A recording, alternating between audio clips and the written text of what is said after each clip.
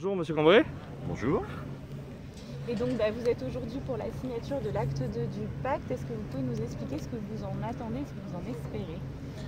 Donc là, le pacte 2 que l'on va signer après-midi, c'est le fruit d'un long travail avec l'ensemble des élus de la Thiérache et de la Sambre-Avesnois. On a fait remonter énormément de sujets au niveau ministériel. Et la compilation de l'ensemble de ces sujets a donné naissance à la version 2 du pacte Sambre-Avesnois-Thiérache. Quel type de sujet par exemple? Donc il y a un sujet important qui est sur la santé, l'emploi, le tourisme, l'économie. Pour vous, la présence du président de la République aujourd'hui, c'est plus qu'un symbole parce qu'on sait quand même qu'on est en pleine campagne présidentielle. C'est pas anodin qu'ils viennent dans les Hauts-de-France et dans l'Aisne. Mais pour vous, c'est plus qu'un symbole, c'est quand même un signe pour le territoire? C'est un signe très fort pour le territoire.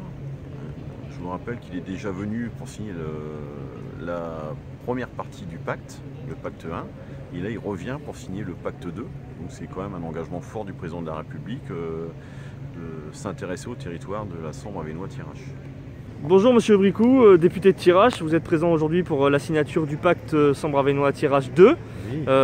On imagine que c'est plutôt une bonne nouvelle pour le territoire. Bien sûr, c'est une belle attention, je crois, du président pour notre territoire.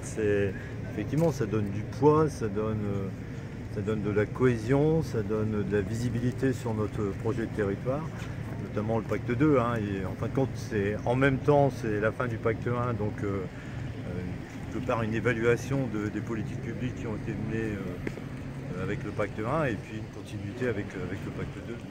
Et qu'est-ce que vous en espérez justement de ce pacte 2? J'espère qu'il sera aussi dynamique que le pacte 1, parce que le pacte 1, en fin de compte, on voit que la visibilité elle a été donnée par des projets qui étaient particulièrement structurants pour la Thiérache, la RN2, la mise en 2x2 voies, le canal de la Sambre à l'Oise, la remise en navigation, et puis des projets qui étaient innovants. On a eu les services publics itinérants dans ce qui est accès aux services, l'apprentissage du code de la route au lycée, les microfolies.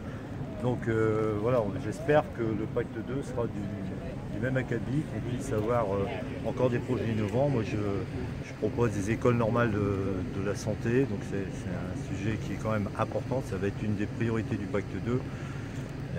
J'espère que, voilà, que tout ça, ça prendra forme et qu'on aura comme ça des projets qui sont innovants, qui sont bien spécifiques au territoire, qui répondent bien aux priorités qu'on peut se donner pour voilà, donner du dynamisme à ce pacte.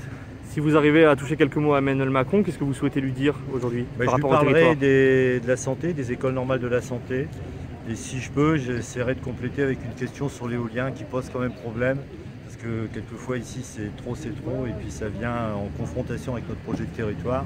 C'est pas toujours heureux et dans un prochain projet de loi, le projet de loi 3DS, là, je vais proposer un amendement qui permet en fin de compte aux élus de pouvoir, une fois qu'ils auront atteint leur quota, se préférer, qui est souhaité par la région, de pouvoir modifier la distance par rapport aux habitations, en quelque sorte de dire stop quand on a déjà, je veux dire, rempli son quota.